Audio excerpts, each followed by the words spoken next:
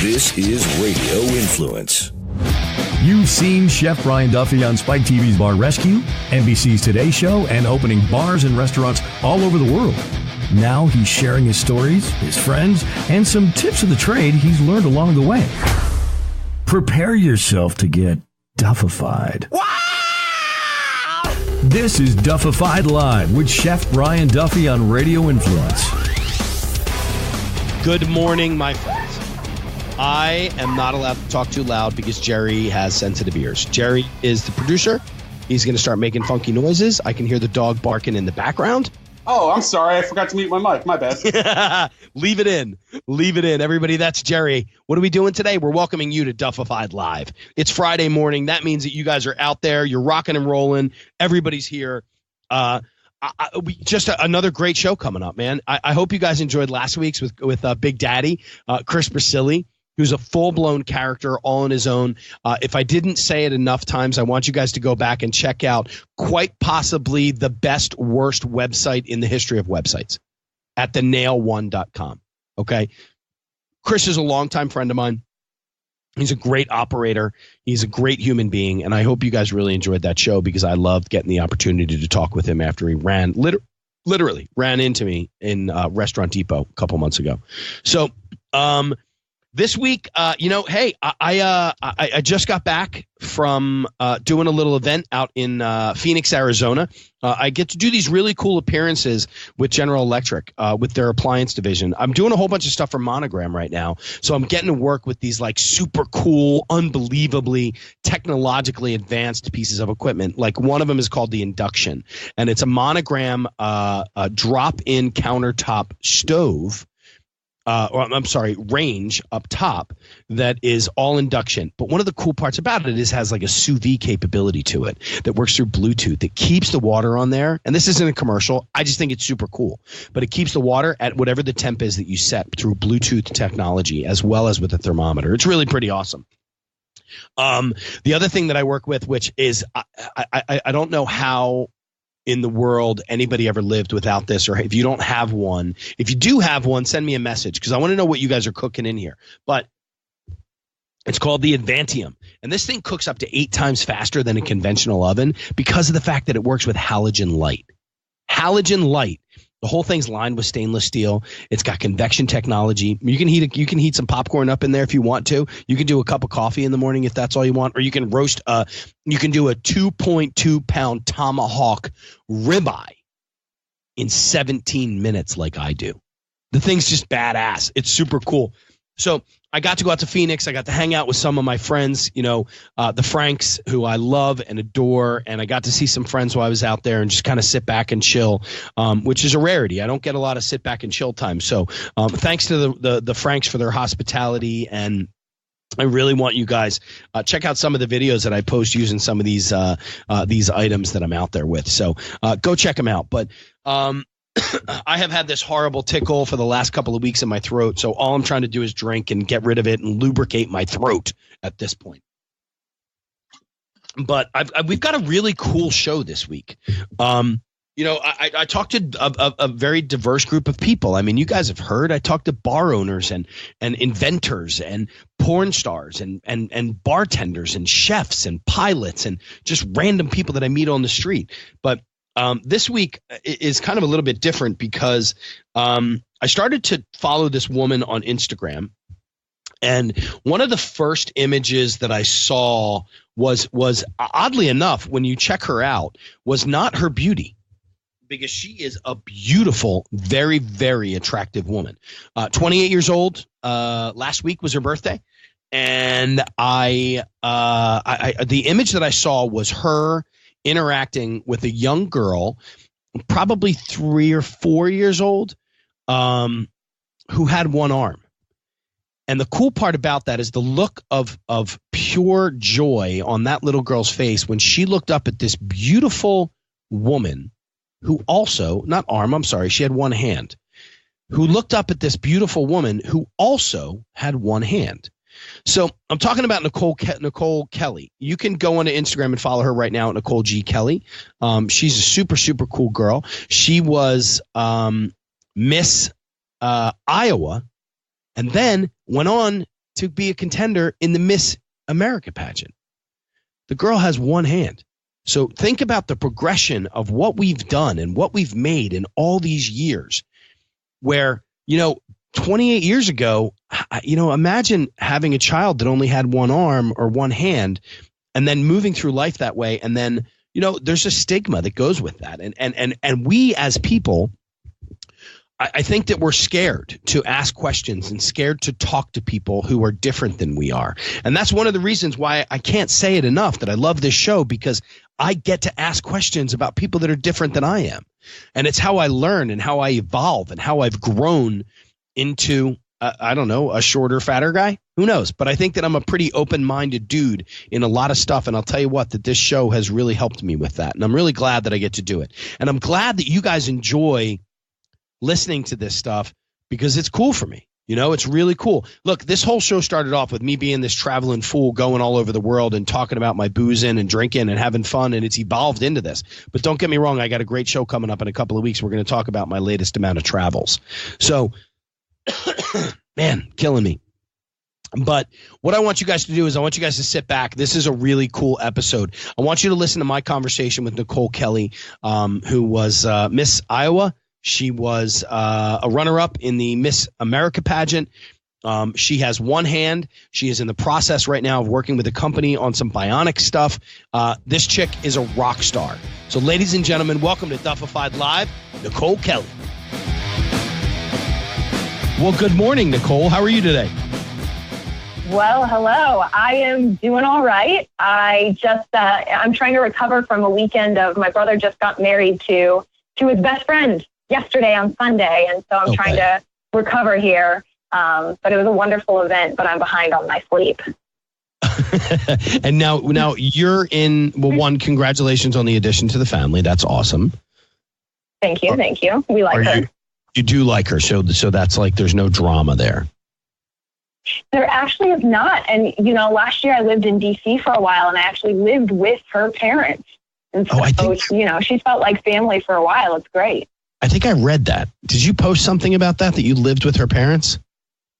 Yeah. Yes. Because her parents are great and kind of have felt like pseudo parents to me. So I do. I love talking about it and them. They're a cool power couple. So we're happy to welcome them into our family because they make us look really cool and really good. That's awesome, man. That's good. Yeah, I feel that way about my sisters-in-law and all that stuff. So it's kind of cool. Cool. So, okay. So why don't you do this first for everybody? One, I want you to tell us who you are. And then I also want you to tell us how it is that anybody who's listening to this right now can get in contact with you or follow you or any of that, and go. Absolutely. So, hi, my name is Nicole Kelly, and I am a disability activist and educator and just all around whatever you kind of want or need me to be. I will happily do that for you as long as I get to talk about difference. And I got that start because a handful of years ago, I actually won the title of Miss Iowa, which allowed me to compete at Miss America. And that experience really opened my eyes to the way that the world views beauty and views beauty standards, because I was world news. The fact that this girl with a disability was being allowed to walk on a stage that what is the idea of beauty, and do a person with a disability actually belong there?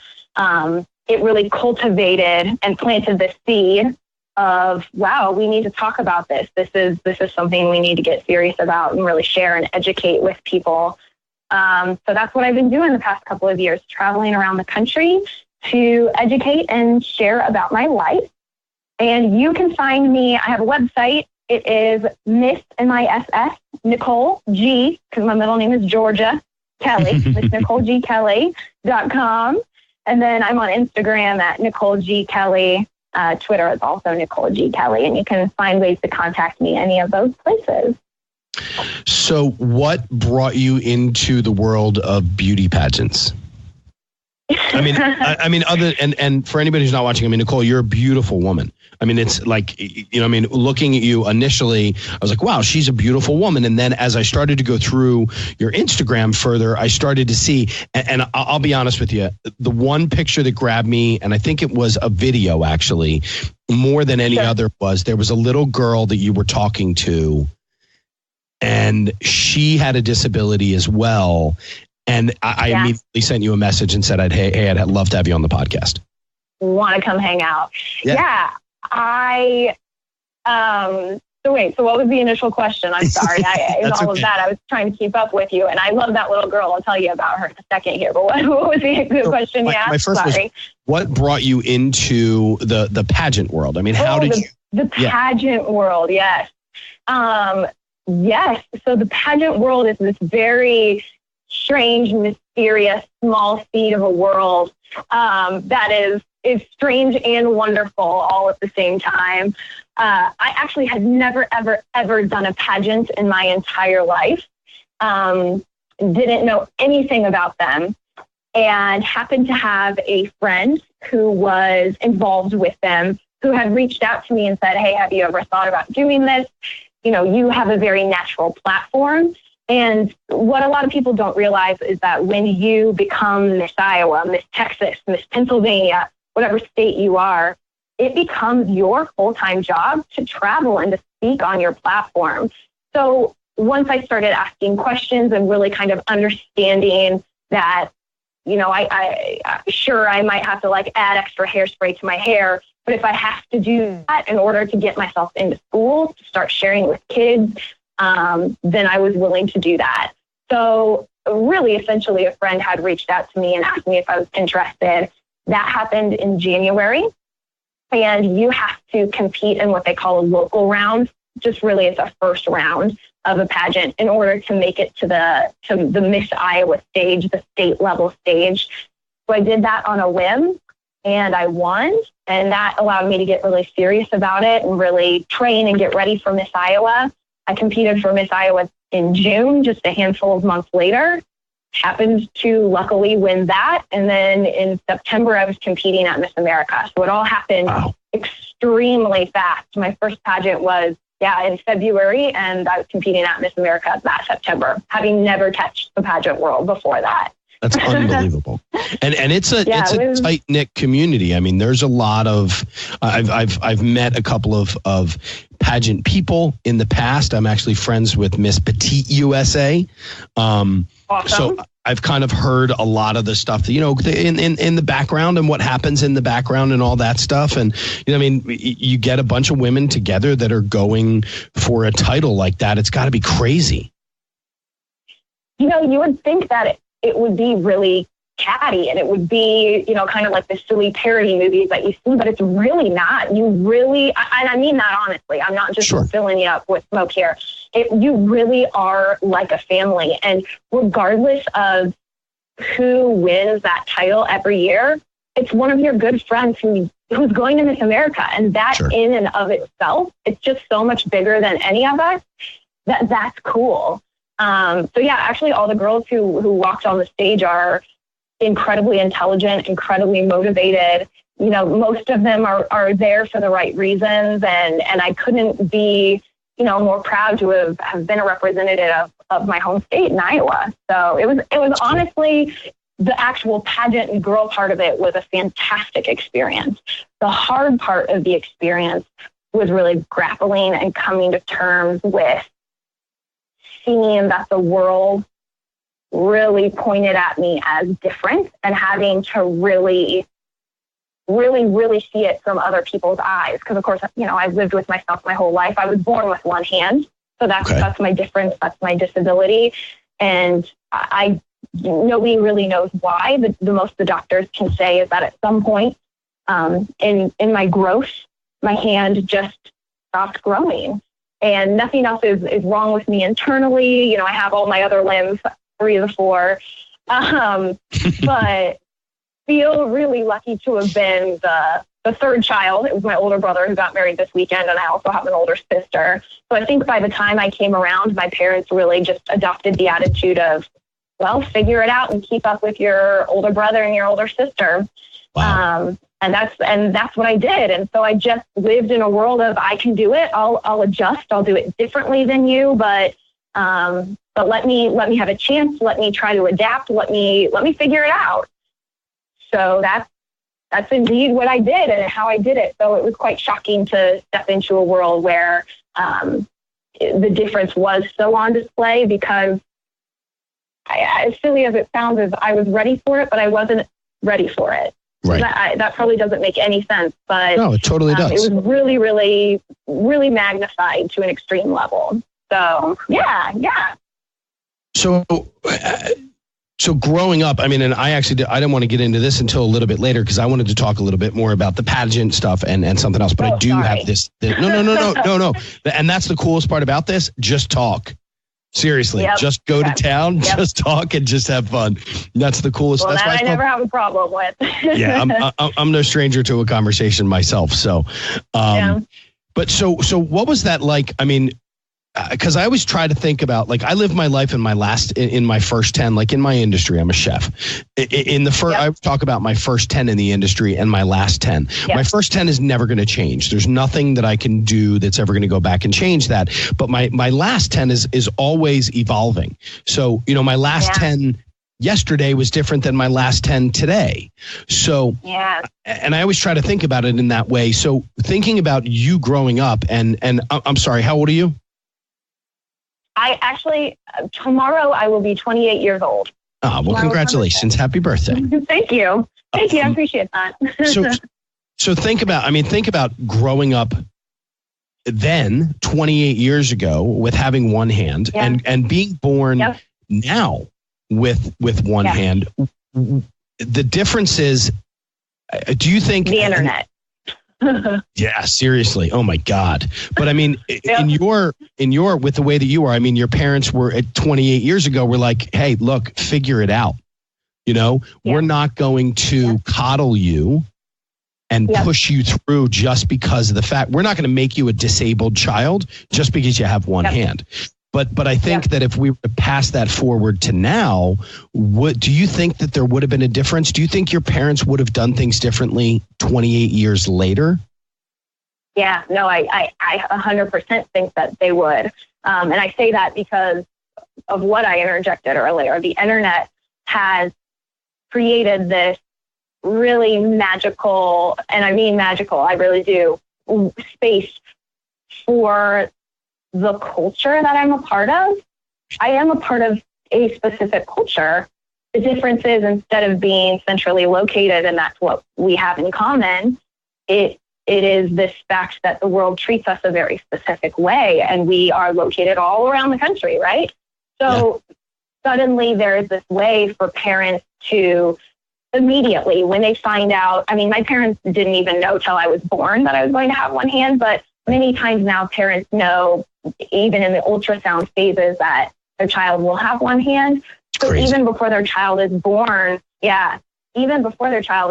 usually they are able to find and connect with this beautifully strong community that exists online of parents, of moms, of kids, of people like me who are grown up for those parents. Because so that's wonderful that exists. And I think the advantage to today's parents is you have to, I mean, I didn't realize this till I was talking to my mom as an adult, but she really had to mourn the idea of me being quote unquote normal, right? All of a sudden, the way that I lived life, the way that I was perceived, she realized was going to be different. And she really had to come to terms with that reality and kind of mourn that. So now there's this amazing support system online for those moms and those dads and all the families that are involved to kind of help encourage and get through that kind of mourning phase and get them excited and get them proud. And it's a really cool, wonderful support system that now exists. And I don't think it's any less. I think it's still encouraging in the same way of go out there, just get it done. I still think that's the same message that's attached. It just is much more at people's fingertips, which is awesome. And I mean, I mean, I have two girls. Both of my girls are they have all four limbs, and there's they have they're great brains and the whole nine yards. There's nothing. I don't want to say the word. There's nothing wrong, but you understand what I say when I say that. Not that there's anything wrong, but they're different. Yeah, there's nothing different. Yeah. I mean, except for the fact that my daughter's a redhead. I mean, that's like her world of being different. But But I mean, what was that? How old is she? She's 17. Okay, yeah, so that would be a big difference right now in her world. Fully embraces her redhead ability. I mean, it is. And not only is she a redhead, but she's 4'11" and weighs like 100 pounds. Now, my other daughter Fiona is 5'3.5" and is built like a brick shit house. I mean, it's just this kid. She literally has if you looked at her, you'd be like, oh, she's a speed skater because she has these powerful legs and these powerful shoulders. It's a riot. Yeah, and she embraces that as well. But I mean, has she ever tried to be a speed skater? Fiona she's a speed texter. She's a speed Snapchatter. Okay, it's impressive. That's fair. They will ultimately have that as an Olympic sport, and she will win it. I know that. But so, I mean, trying to remember back, I mean, did you feel different? I mean, was there something where you looked around and you're like, well, why don't I have two hands? I mean, and how does that move you forward? What is that feeling like? Sure. Well, I think that the answer is yes. But I think we all, in whatever way that is, your daughter has red hair, you feel a little bit of that. People are asking me about my red hair. People have questions about it. People want to touch it. People want to, whatever it may be, there's that curiosity behind it. So certainly, I mean, I would say that as a kid, I was very much in ignorant bliss. And then middle school and high school, you start to become much more aware of the way the world perceives you. You would spend time with me, and I am just used to every person I meet. At some point, I am going to address with them, yes, I do have one hand. Right. And you may ask me questions about it. And then eventually you'll forget after you've known me for a while, because you'll have watched me adapt and adjust and how I do different things. But I'm saying that in order to get to, yes, I absolutely felt that difference, but I was kind of living in a safety pocket bubble. I grew up in a town of 10,000 people, just a tiny, tiny town. Right. So I really was quite safe because I knew everybody and everybody knew me. So I think college was really the first time that I had to really confront the fact that when I would go places, people really would do a double take. People really would have questions. And that kind of starts the thought process of, is that facetious? How do I address that? How do I talk about that? How do I educate them? What is the right way to go about interacting with people when you constantly are being looked at a little bit differently? Which is also a little bit hard, but I think, go ahead, sorry. But I think one, you grew up in a town of 10,000. You went to preschool, elementary school, middle school, high school, all with the same people.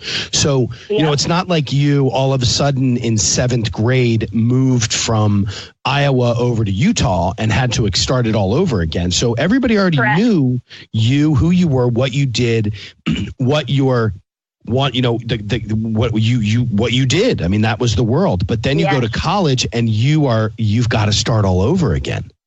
Yes.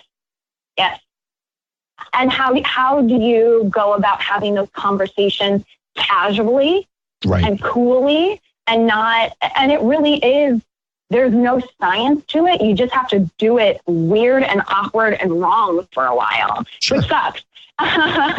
But I joke that I call it my teacher hat. And I just almost, now that I'm going to be 28 tomorrow, I've had plenty of time to practice. And you just get comfortable addressing it with people. And you can tell if people have more questions, or you can tell, you just kind of, there's no handbook in how to do it like anything else. But you do get comfortable just kind of putting on the teacher hat and saying, all right, this is my chance to educate you. And isn't that cool? And it's a part of my life. And it just is. So hopefully I try to always go into the world with a gracious spirit. So hopefully my interactions are gracious.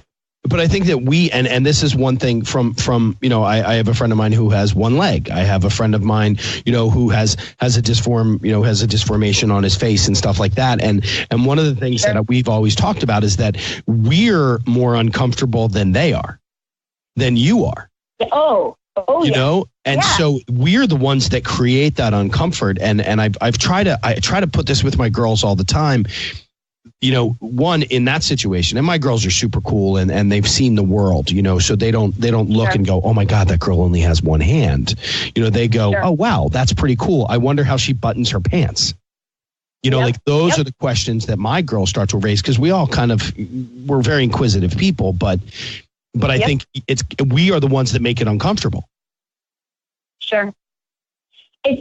It's true, because you being kind of a guest stepping into my world are experiencing my normal for the first time. And that's no fault of yours or whoever it may be that I'm encountering, which is why I have to just be okay with wearing that teacher hat all the time, because it is my normal. It is something that I'm not constantly thinking about, even addressing it all the time. I'm not even constantly thinking about that, because that has become a part of my normal. So I am a huge advocate of people asking questions and wanting to know more about it, because the second that you're telling your child not to look, the second that you're telling your child not to ask questions, those are the very important moments that you are making what I have shameful. And nothing about what I am or who I am or what I have is shameful. Sure. I'm a huge proponent of ask all the questions all the time. Hey everybody, let's welcome to the show a new sponsor. Let's talk about eliquid.com.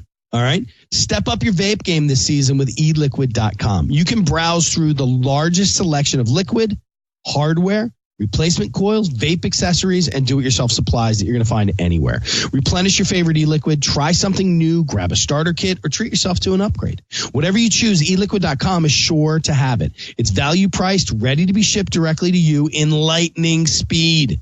Be sure to check out eliquid.com. Everything vape, simplified. I'm no stranger. I'll take a hit off some vape every now and then, especially when I go down into Florida, hang out with my boys and my girls and everybody down there. Eliquid.com makes vape shopping easier than ever. No need to leave the house in search of a specific brand or product. Eliquid.com provides fast, user-friendly experience with amazingly quick delivery. Plus, did you guys know there's over 1,800 e-liquids in there? Hardware, replacement coils, vape accessories, totaling over 44,000 items that they have in stock. It's as simple as that. Okay, so here's what you guys are going to do. You're going to go to the website of eliquid.com/Duffy. Definitely use the promo code at the end. When you're all done picking your fun stuff out, use the promo code of Duffy during checkout. That is how you're going to get 20% off your first purchase. I'm going to do this one more time. For 20% off your first purchase, visit eliquid.com/Duffy. Use the promo code of Duffy during checkout, or else you're not going to get 20%. Pay attention to what I'm telling you to do. Go buy some stuff. So what did you go to college for? So I actually went to college for directing and theater management. Okay. Random. And lived in New York City for a while and did backstage work in Broadway shows for a while. Wow. That's pretty cool. How random is that? Yeah, it was. What shows were you involved in? Anything? So I was there for a year. I didn't probably the musicals that you've heard of, I was not a part of. However, I have friends in all of the shows. So that's the best part. When I go back to New York, I can get into any show I want for free. It's awesome.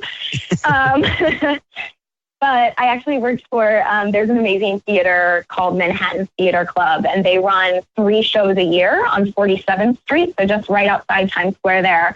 And I started as their intern in the fall, and then I moved on and was a part of, I'm not kidding, this title I'm about to tell you. I was a child wrangler on their last show of the season, and then I actually left that show to go compete to be Miss Iowa. So that's why I left. That's why I left New York City, because I went to be Miss Iowa. But it was an amazing community and an amazing experience. So did somebody call you and say you should be Miss Iowa? Or did you think I really want to find a newer platform? And we addressed this a little bit in the beginning, but where did that, what light bulb went off at that point for you to say, okay, I'm done doing this. I want to go and do this now? Yeah, I actually, so I'm really excited. The past couple of months I've been working with a producer from The Moth, and I've been crafting and creating a story to share on The Moth, which is a really cool also podcast to share with people your story. And we have had, the producer and I for that show have had constant conversation about this because it's something that I had to get really honest with myself about, because I absolutely loved being in New York City. I loved working backstage on the show. So why did I give that up to go to Iowa and be Miss Iowa? Why would I do that? And the honest answer, which was really, really hard for me to admit out loud to myself, was that I wanted to be the person in front. I didn't want to be backstage. And, you know, I had been living in this space where I had kind of been okay with denying that to myself for a long time. And I saw this loophole in the pageantry world where I could be on stage. I could audition for a part where I could have one hand and that was okay. There aren't any parts for one-handed people in movies or TV shows or on stage on Broadway. That they don't exist. And when they do exist, it's Mad Max and they CGI the hand out, right? So, which I have been that for Halloween. So don't worry, you can check out that costume online. But it really, honestly, I have too much to say. I'm way too much of a talker. I'm way too loud. I want to yell into the void as much as possible. And I wanted to be on stage.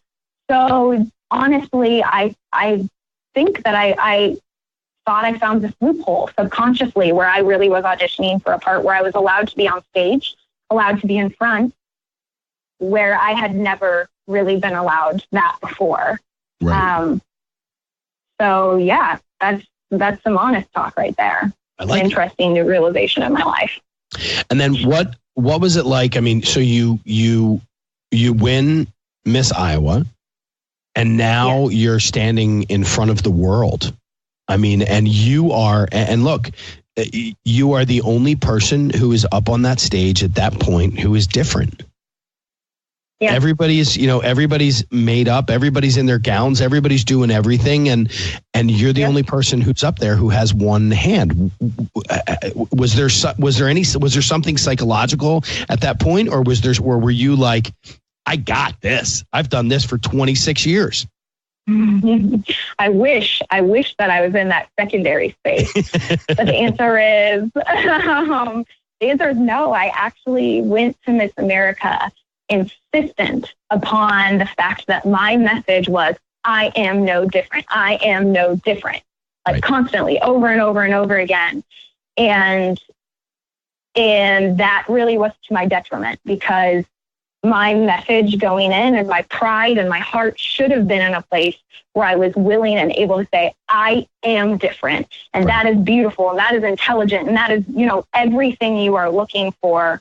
That is what I am. And I also happen to be different.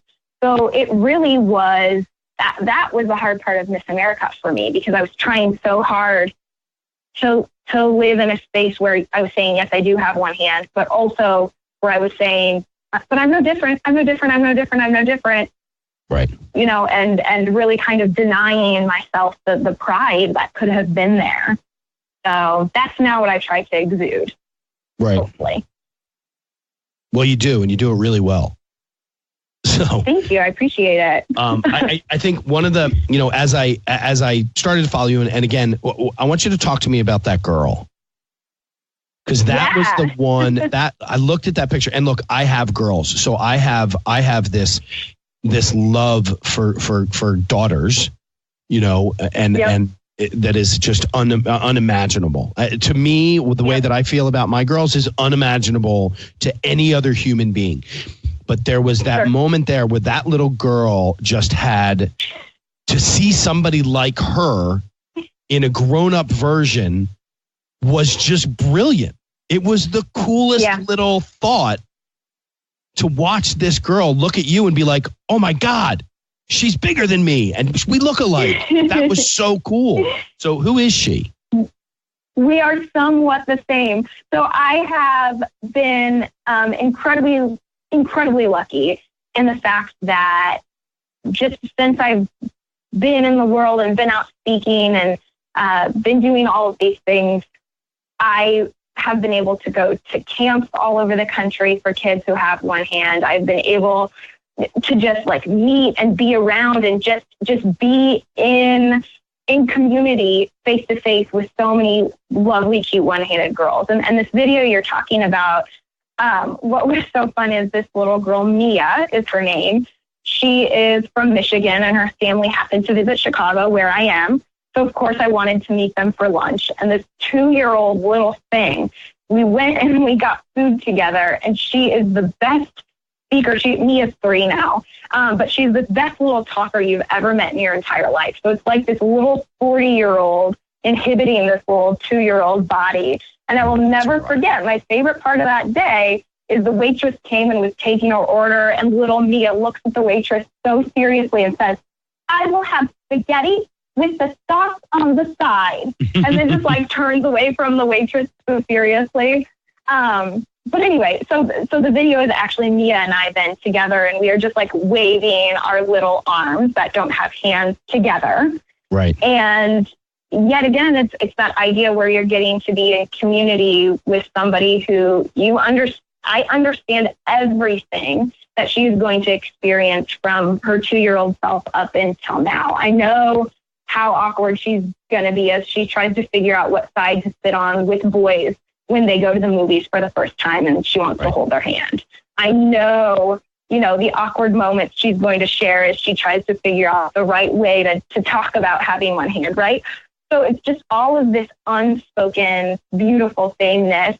And I love having the chance then to kind of have one-on-one community time with these little people and their families, and to be able to share with them and just give whatever strength or knowledge or encouragement I can to them.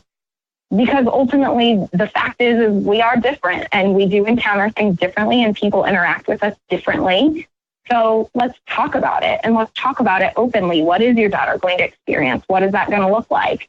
And 90% of it is wonderful, but let's actually talk about what that is. So, yep, that was little Mia coming to visit Chicago and us sharing spaghetti with sauce on the side. And then, one of the other things that we know, as a person with 2 hands, we never think about is clothing, getting dressed, having a, you walk into my girls walk into a mall and they walk into a store and they grab their size and they go. But there was something that Tommy Hilfiger had done that I thought was brilliant, which was the magnets on the jacket that you were wearing. Yeah. So it's a really, really exciting, that mainstream clothing lines are starting to clue into the fact that not everybody lives life standing up, or not everybody has 2 hands. Some people have mobility issues, whatever that may be. And they actually have created a mainstream line that you can buy that is, they sent me a jacket that's all magnets in the front. It's my favorite thing in the entire world. I wear it every single day, even when it's 90 degrees out today in Chicago, and it is. Right. But they have all kinds of different kinds of items of clothing, whether that be skirts or shirts or jackets or dresses, where just by simple things like replacing buttons with Velcro and magnets, and specifically where they're being placed on the clothing, it actually makes it much easier for people who have differences to be maybe more independent, get themselves dressed, and then also be able to look stylish in addition to that. Right. So it's a really, really exciting step that's being taken, and I have a lot of hope that other mainstream clothing lines will take note and really kind of follow that lead, because there's a need for it, and if for no other reason, there's a market for it, and they can make money. Seems to me like you need to start your own. Needed. Seems to me like you need to start your own clothing line. You have connections? Can you help me out? I know a couple of fun people. Let me let's see what we can do. I have a friend of mine who used to design aprons and all of that stuff, and she's got a great connection. We'll talk. I'll do a couple of connections. Okay. I believe that the world that I live in, and again, I talk about my first 10 and my last 10, but I believe that we're all connectors, and as soon as if everybody realizes that we all have something to offer to other people. That we're all connectors. And my job is, I always say, look, it's three away. It's you to me, me to them, and them to you. That's the world that we live in. And if we all do the little part of connecting, I took a vacation a couple months ago and my cousin booked my trip for me. Well, I'm surprised she's not pissed off at me because all I do is text her and one other person and say, hey, talk to Lauren. Lauren's going to take care of you. We're connectors. That's what we do. So, it sounds to me like you need to start your own clothing line. So I don't hate that idea, honestly. I really don't. So now, I would love. Oh, sorry. Go ahead. No, I want you to go. Go ahead. Clothing line. I was just going to say there's certainly a lot of people doing a lot of amazing things. So there are certainly lots of organizations who are covering lots of cool things and pushing lots of things forward. So. Yes, so I'm glad. That's all I was going to say. So awesome to see the mainstream of it. Yes. I mean, it's like such a great, and look, I mean, me being an outsider part of that, I have no idea what's happening on the back end, and I just saw the joy in your face when you put that jacket on and you closed that with one hand and you opened it up and you closed it again and you opened it up and you're like, I can't wait to go outside. And there was just so much excitement for the most basic thing that we take for granted. Yeah. I mean, I broke my foot once. That sucked. Yep. For 3 months. But it was 3 months. 3 months is too long. Well, trust me, I broke it twice and I did it again and whatever. But did you have to have surgery? Oh, okay. No, I just had the boot on. So I'm doing well. Okay. I still get paid when it rains, but I don't have to live with that for the rest of my life. Yes. I didn't have that struggle for the rest of my life. And it's not that people are not adaptable, because certainly I've learned to just buy short-sleeved clothing, and I've learned the ways to adapt to mainstream clothing, and I do it now really without thinking about it, but to be considered and to be thought of, because there is a huge number of us who really could use that. I, of course, have never had a jacket until now that is all magnets. That's all I would buy all the time if that was the option. Right. It just is so much easier. And living in Chicago. Without realizing that was, I know. I really do wear it every day. It's real. So it is important. And this kind of goes hand in hand, this idea of mainstream with what I touched on earlier, realizing, I wanted to be on stage. I wanted to be in the middle of things, but there aren't any parts for me. I don't see people like me on television ever. No. Who do I see on TV like me? I can't name you one person that I know who is on TV who is like me. Mm-hmm. And that's a problem. So where are we on the runways? Where are we in print ads? Right. Where are we in TV shows? Well, we're starting to see it more. I mean, I remember Target had, they did an ad and they had a Down syndrome, a boy who had Down syndrome in their ads. Yes. And the funny part is things that we, these are the things that we encourage and we celebrate hardcore, because that really is a little step, but it's a huge step. Massive. To see it at all. Big deal. Yep. I mean, that's massive when you think about it in the ads to do stuff like that. But, so, and one of the things that you have been even more involved in is with the Bionic action, the Bionic end of this. That's right. Yes. Yeah. So essentially I grew up trying prosthetics, hating prosthetics, because technology really wasn't in a place where it had caught up. And I happened to be talking. I like to talk, if you can't tell, is my main gig. So I travel and I speak all over the place. and I happened to have been brought in to speak at a prosthetics convention. And I was wandering the trade show floor, just kind of talking and connecting to people there. And a guy of this company called Coact had me sit down and try his product. And what it is it's a smart computer that goes inside of a prosthetic that learns your muscle movement, and you can actually train the computer to remember your muscle patterns. So the hand will open, close, point, like do whatever grip you want it to do based on you training your muscles and training it to move. And It absolutely blew my mind. I had written off prosthetics. I had written it off completely. And the day after I met Blair and tried his product, I sent him a message and I said, how do we become friends? How do I get this? What do I do? So for about the past, it's been almost a year now, because it was last summer that really we got my prosthetic fit correctly. I've been using this really awesome Bionic hand and trying to adjust to life with two hands. Yeah, that was one my of my next hands question. being like super tech. It's crazy. It's a crazy change. It really is. But I mean, and because now here's a I'm going to ask a very straightforward question for you. Sure. I mean, does that in any way, and I don't know if this question is going to come out the right way. Okay, that's because all right. Now it changes the dynamic of your life in a certain way. And I have a lot of questions about prosthetics, but I want to answer this question first. It changes a lot of the dynamic of your life, because now with the prosthetic, with the bionic arm, you now have two fully functioning hands. Obviously, one is bionic. But does that change your platform at all?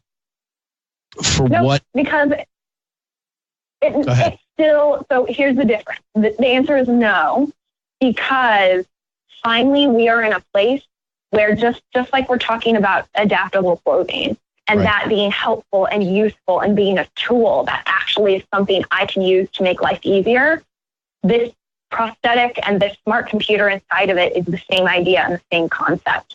It is a tool that can be used to help make my life easier. Now, with that being said, do I use it for every single activity I do?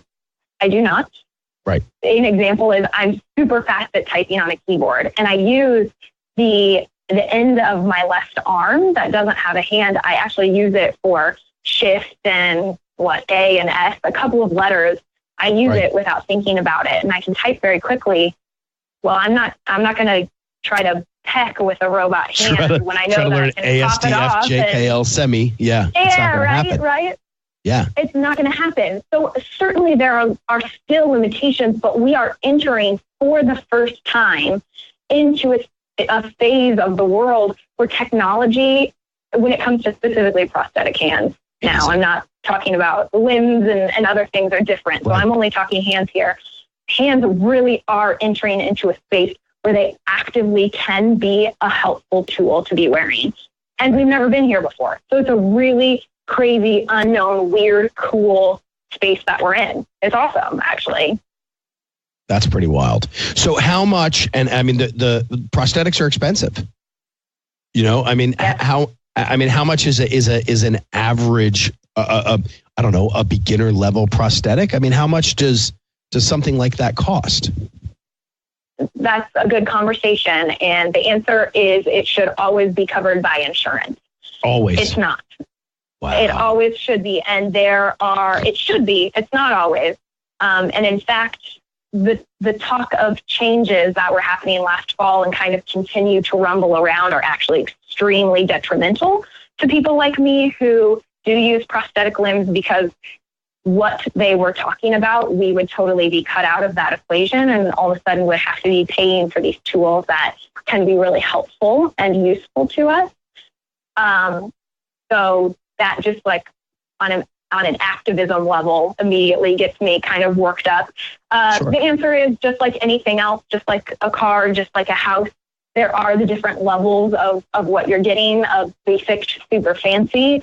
And so it's always going to widely range. Most insurance companies will cover what the basics are, so they can at least get you into an awesome prosthetist who can custom make you some sort of prosthetic to get you going on the road, Right. or, hopefully not any more than the gas it took you to get there. Now, But the idea, the want would be to cover everything all the time. of course. So how far up is your arm? How far below your elbow? How far is your arm? Yeah. So I have what it looks like, is I have my shoulder, then I have my entire left, forearm. Forearm's not the right word. What is it? My upper arm. Then I have my elbow, my bicep. Thank you. Yeah, my bicep. I have my entire bicep. Then I have my elbow, and then I have about 2 inches below my elbow, at which point, at the end of the 2 inches, it really it just kind of smooths over, and it just comes to a point where I still have all the bones that are there that started to form, but about 2 inches below my elbow. We would go visit the Shriners. Shriners is amazing. Cannot give the Shriners enough praise for what they do. We would always go. I would always get fitted. But the options that were available at that time were extremely heavy. They would have some sort of strap that then would hook around. It's my left hand that I'm missing, but they would have a strap that would hook around my actual right shoulder. Everything about it was just way more hindrance than it actually was helpful. Especially for a kid. Especially for a kid, right? And there are all of these. It'll be interesting to watch the evolution of now that the tech is kind of catching up and being useful, whether the children will actually adapt to it, because I can tell you that all of the adults that I know who had one hand, we all tried them and we all ditched them because it just wasn't helpful. It was much more hindering than it was helpful. So the next 20 or 30 years will be really, really interesting to observe. So the answer is yes, I had them. I would try to wear them for a while, and eventually they would be put at the back of the closet. So it's a really cute collection of little hands, what you can see growing up.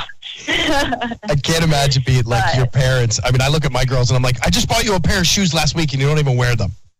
Right? I mean, imagine having that conversation with a $10,000, prosthetic, right? 15 or 20, and you're like, where's your arm? Why aren't you Where is it? Go get it. Exactly. I'm just sure it's infuriating. I thought you were going to wear that to school today. And that's even before the internet. They must have, I guess I should ask them this, but they must have felt like, oh gosh, all the other parents make their kids wear it, and my kid is the one rebel who won't wear it. I wonder, I should ask that question, but yet again, the Shriners are amazing and cannot say enough good about them because they really help cover costs that insurance don't. That's cool. That's awesome. So now with the Bionic, I mean, how far? I mean, I've watched you open the bottles and do that stuff, and I mean, how far along is that with you now? I mean, are you working with them? Is this something that you could be a spokesperson for? I mean, is this something that you're moving into, or what? Yeah, I am an ambassador for them, and so yes, that is for sure a partnership. To answer that part of it, as far as the practical using and how am I doing, it's interesting. Just I guess it was last week, I met up with a friend who I hadn't seen since I very first got it. And we were talking about it, and I was like, I don't know. The honest answer is I feel like sometimes I get lazy and I plateau, where I'll, instead of now trying to practice how to do something that maybe is harder to do with it, I'll just take it off now. Whereas when I first got it, of course, everything was hard, and I would try to use it, and I would actually try to learn. But it was fascinating because she was like, no, Nikki, the difference between when I saw you when you first had it to now, it's hugely different. And I, of course, am living with it every day. I don't realize and I don't pay attention. It all feels, what feels hard, what feels easy. Sure. But it's the little things that make the huge difference. Now I can use a salt and pepper grinder because I can actually hold on to the salt, and I can, grind salt. Sure. It is when I'm wandering around anywhere, it could be anywhere, I'm always used to having my phone in my right hand, which means that I can't do anything because, my phone's in my hand, but now I can transfer that over, and even just holding my phone in that bionic hand makes a huge difference. So it's funny because all of these kind of little life things have crept in, and I do feel much more natural now. But with that being said, of course, I've lived 27 years without two hands. So also, I would be lying to you if I didn't say that it does feel weird to wear it every day. Even though it feels more normal because I've been wearing it for a while, it still is weird. It still doesn't feel fully a part of me. And I think that's okay. I think that's all right. But yeah. So, and now, what is it? I mean, I ask all the questions here. So what does it feel like when it's on your arm? I mean, is it heavy? Does it get sweaty? I mean, how does it hold itself onto your arm?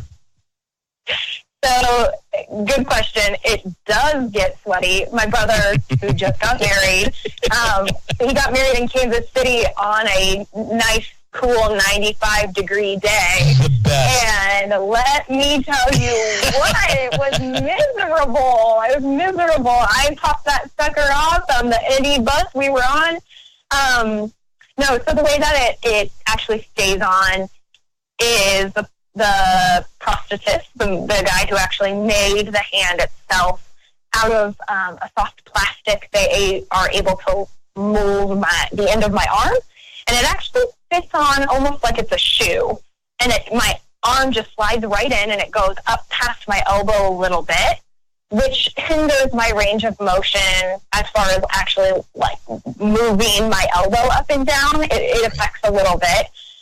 But it really just slides on like a shoe and stays on because it fits like a glove, really. I mean, it literally is a glove, I think, that I'm putting on. At first, it was really heavy. It was because I've never had any reason to build any kind of muscle on that side of my arm. Sure. So it did take a while to get used to. And as far as weight distribution is weird on it because the hand itself is the part of the machine that it's heavy. So I have this awkward, my forearm is just kind of a hollow white thing that doesn't weigh much, and it's the hand. So that means the weight distribution is all the way at the end of the arm where I'm carrying the weight, if that makes sense. And so that also was hard to get used to at first because the heavy part was way at the end, way far away from where my actual arm was. Right. But now I pop it on and don't think twice about the weight. So it fits, like I said, I have to put lotion on before I put it on because it's like a glove.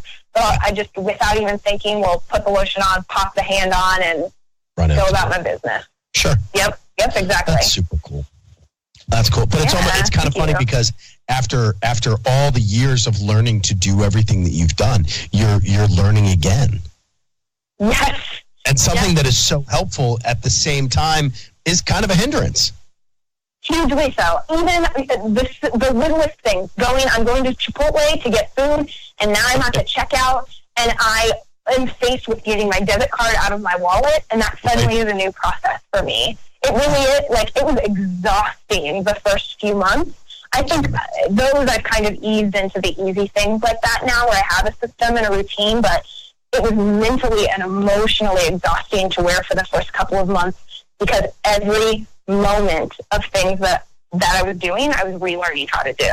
Right. Yeah. So what is your job now? I mean, you live in Chicago. First of all, what brought you to Chicago? So I do. Chicago's a great city. It really is. I was just there on Sunday and Monday last week, just so you know. So. What are your favorite restaurants to go to here? You know what? I love RPM. I think it's one of my favorite steakhouses. I love RPM. Yeah, I mean, Girl in the Goat. I'm not lying to you. I was just talking about RPM just the other day. I've actually never been there, but I was with a group of people who were like, "You have to go." You know what? It's super swanky. It's just you walk in and you feel classy. It's like black and white, long white drapes that hang along the windows and big, fluffy, kind of comfortable, almost too comfortable chairs when you sit in, especially if you're going to have a steak. Like, if I'm going to have a steak, I want to sit up. I want a straight back. I don't want to lean back at all. You know what? It's It's super swanky. Like, how can it made me feel classy being in the restaurant. I love that. You know, and I'm like, I'm a tattooed guy. I wear hats all the time. I'm in jeans 95 to 98% of the time. And, you know, but I felt like I was transformed back into like the 30s and 40s. Oh, I love it. That era. Oh, I love it. Yeah, you'll love it. Well, and especially with the like Chicago-y, like I immediately go to like, I don't know, the like gangster culture that was here, and I like that. Huge.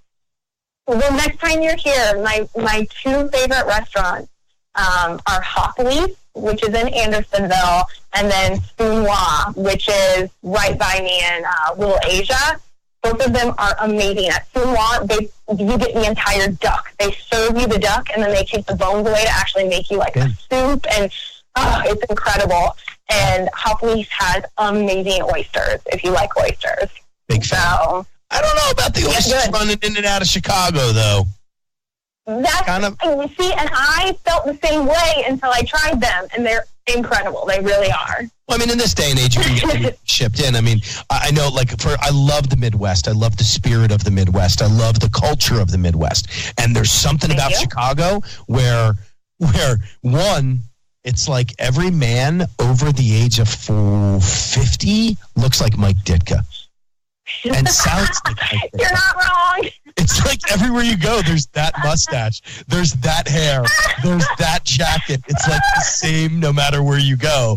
And I love it. I mean, I love Chicago. So it's a good city. It really is. But that's actually really hilarious, and I'm not even going to disagree with you. I'm not even going to disagree. Another great restaurant is Girl on the Goat. Girl on the Goat is beautiful. Just a great, really cool, fun spot to go into. Where did I just recently eat? I was just there. I was like out. Oh, I went to the ping pong bar. Ping pong bar. Was that maybe was that in Chicago? That's like. Was I? We for sure do have one, but I'm trying to think of. I might not be helpful here. Yeah, I got you. We'll talk about ping pong bars, but great bar. If you want to go, okay, so the best bar actually is I live in Uptown, and the best bar, hands down, is on a Friday night between 6 and 8 p.m. It's called the Green Mill, and it is the place that Al Capone would go for his drinks, and you walk in, and it has not changed an inch since then. It is so classy. It's so old school. You have to pay in cash. And the best part is they have an amazing organist who sits in the middle of the bar and plays you jazz while you drink your beer. It is incredible. You been? It's an experience unlike any other. Oh, we go every Friday because it's like 2 blocks from my house. So join us anytime. I will. Trust me. I love, especially after talking to somebody, because we end up getting kind of personal on the shows, and this is what I love about it, because I think I do the show more for me than anything else, because I'm a super inquisitive person. I ask questions all the time. But have you been to 3 Dots and a Dash? No. But I talked about people with it. This is one that I regret that I have to say no, because I've had conversations with people about it. So I hang my head in shame. Awesome. It's one of the, it's my homework. Super classy, kind of that you walk it, and it's in a basement underneath of a country bar, a country barbecue bar that's upstairs. So you have to walk down these steps. They actually had to dig out a portion of the floor in the basement because it was too short to do this bar in. But and the cocktails, like, you can get a cocktail for $9 or you can get a cocktail for $300. They do everything. It's awesome tiki bar. All of the glasses are custom and beautiful, and it's a super cool spot. You have to go to 3 Dots Bash. Yeah, absolutely. That's my homework. I will do that. Maybe I'll do that for my birthday tomorrow. There you go. Do I need? I wonder if I have. Have I what? Hold on. I'm trying to think if I have. I used to have the general manager's phone number. Let me see what I can do. Get a reservation. Let me see what I can do. All right. Let me see. I'll reach out to one of my guys. Have you been to Snickers? Have I been to where? Snickers. No, I've never even heard of that. That's my favorite candy bar. Is over near, do you know the Hotel The Wit? Yes, absolutely. Okay. Yep. So it's over near the Wit. I don't know what part of town that's in, but it's over near the Wit. And it's a great dive bar with these like super beautiful Russian bartenders who want to kill you. They hate you. You aren't really selling me on it, honestly. No. But it's a great dive bar because there's a great vibe on the inside. These women just like they're stunning, and you can feel them throwing daggers at you while you're ordering your drink. It's a riot. I love it. I love everything about that. Okay, wait, what was that? Snickers, you said? That's Snickers, yeah.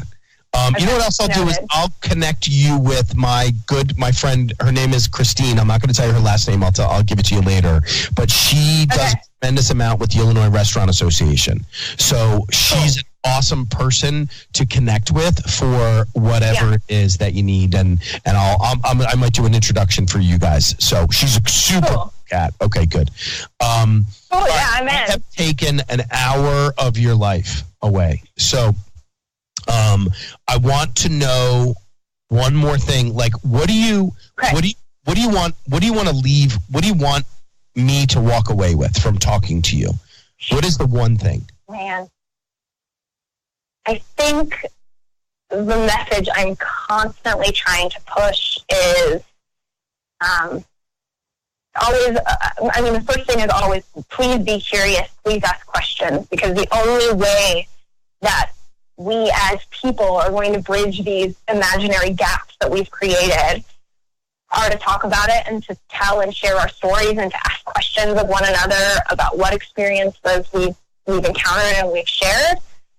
And I think the other part would just be aware of your surroundings now of what mainstream things are actually including us, because we are a group of people who are not considered very often. And really that has become my fight and my push is how are we considered? How do we make ourselves mainstream? And just the awareness of it is huge. It's huge. There are certainly a lot of people and a lot of groups doing amazing work, but there is certainly a lot of work that needs to be done. So I think that's what I would leave you with. Who handles your bookings for you? I actually just very recently I joined with Kepler Speaking, and they're an amazing agency who they represent everybody from the leaders of the Me Too movement to the leaders of Black Lives Matter, and I just am in stitches over the fact that they have even considered me to be a part of their roster. So yeah, they are. You can go to Kepler Speakers and find me that way. Actually, also too. Cool. All right, Nicole, do me a favor. Give us your Instagram and your Twitter and all that stuff one more time so we can reach out to you.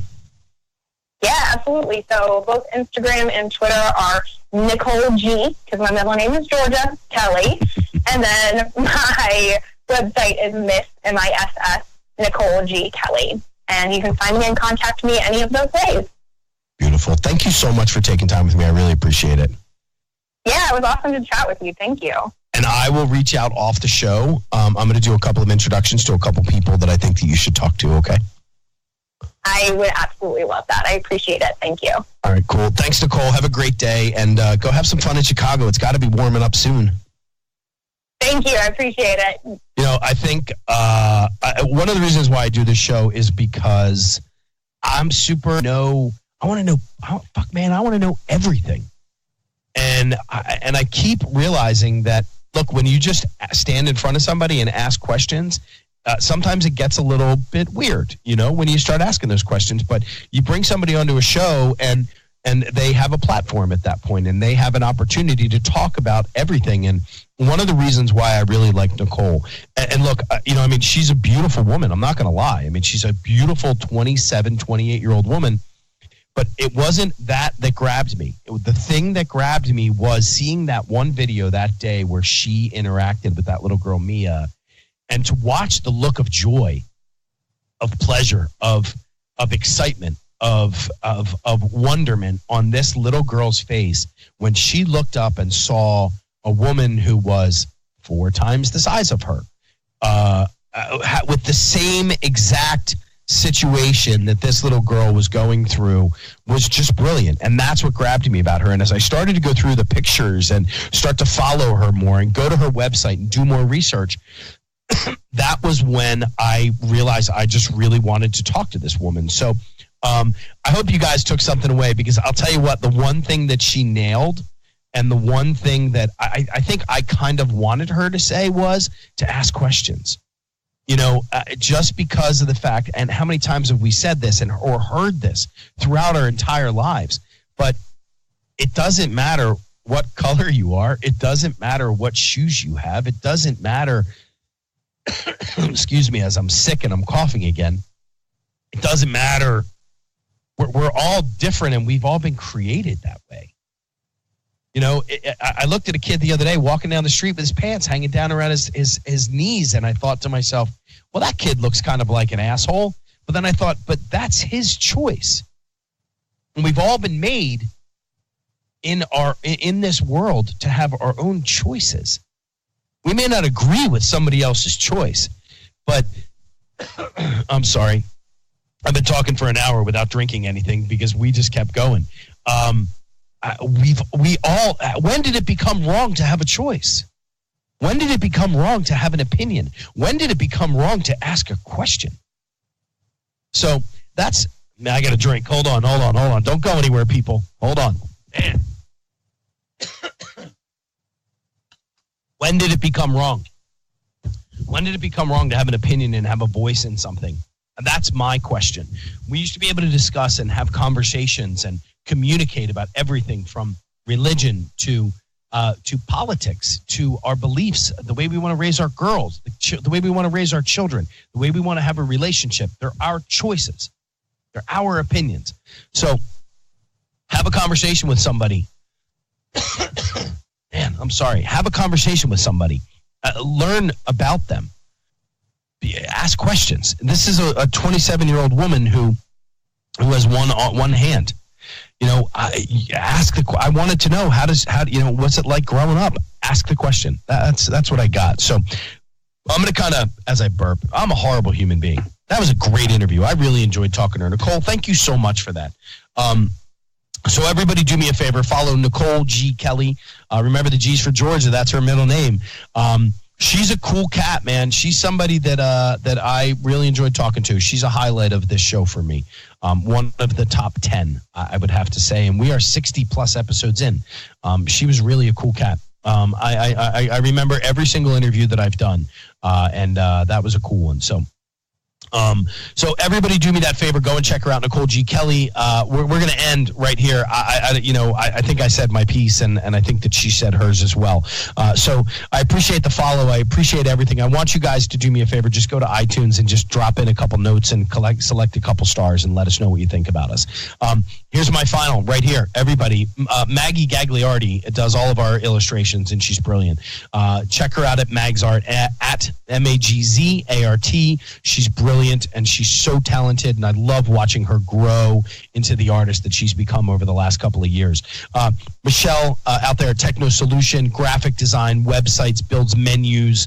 She's unbelievable. Please tell her that I sent you there if you need stuff. She will do your menus. If you're in the restaurant industry, she has such a great visual and a great eye for creativity and fun. It's great. And then if you guys are podcast people, you've got to check out the boys from radioinfluence.com. The quality of programming that these guys put together, the relationships that they have with every person who does a podcast.